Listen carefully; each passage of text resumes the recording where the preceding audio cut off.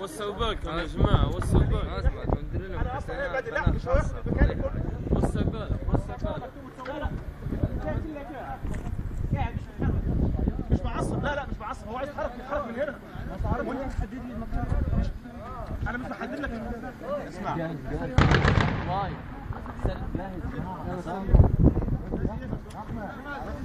يا احمد نعم نحن الان وسع بالك يا بقيت. تعرض للقصف ساعة من الان. تعرض هذا المنزل في القصف احدى القذائف الصاروخيه، قذيفتين صاروخيتين تعرضتا الى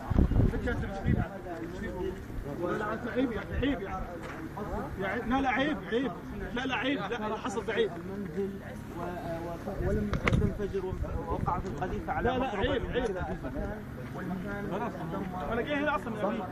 هو اللي يتحرك كامل ميدة الجيران ان اصحاب المنزل غادروا المكان قبل نصف ساعه من الان.